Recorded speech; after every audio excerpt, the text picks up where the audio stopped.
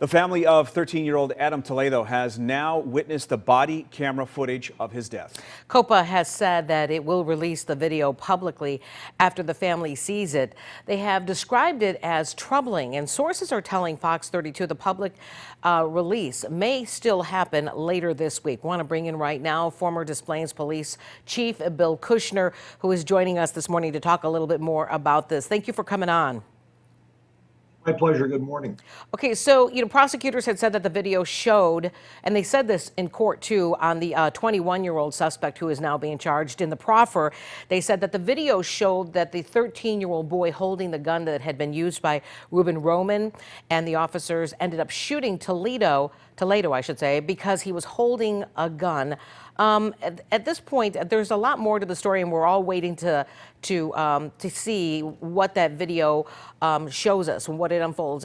I want to ask you, in those critical moments, it's very difficult, is it not, for officers to make that decision? I think people need to understand that.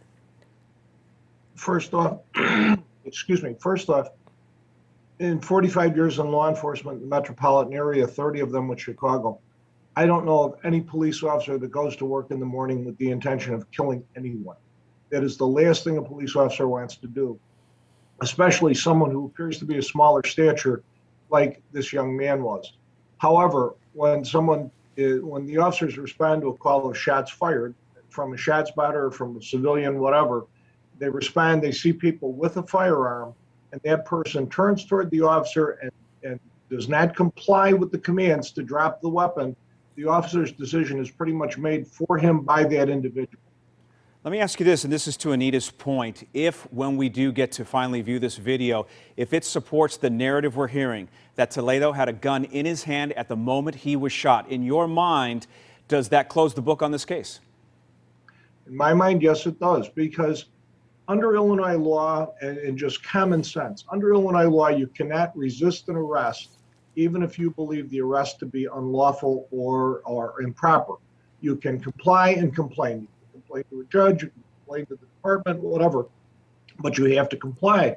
And anyone who thinks that they can point a gun at a police officer and then not drop it when they're ordered to is just foolish. I mean, it's a tragedy. Don't get me wrong. It is truly a tragedy.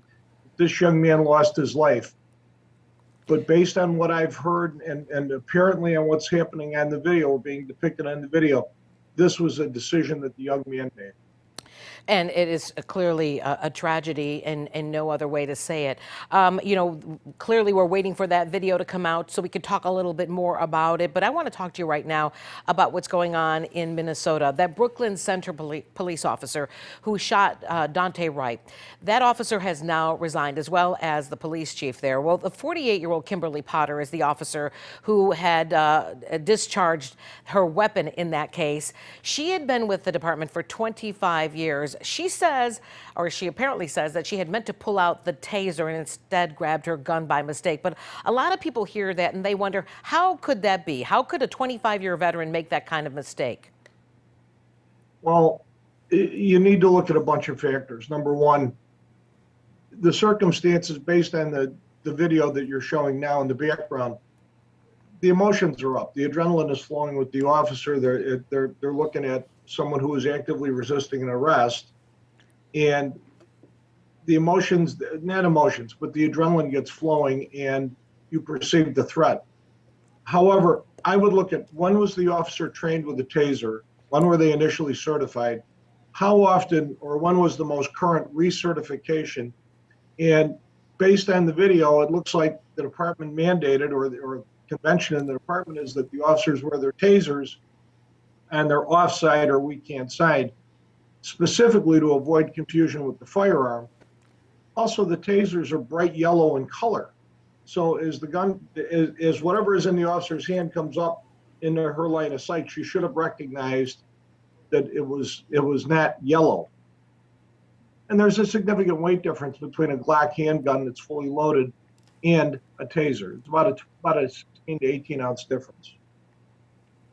All right. Well, Bill Kushner, former police chief of Des Plaines, thank you so much for joining us this morning. It's a topic that we could continue talking about a little bit more this morning, but we are running out of time, and we do have some other news that we want to get to. We want to thank you, though, for taking time to speak with us. It's my pleasure. Thank you. Have a good morning. You too. 7:20.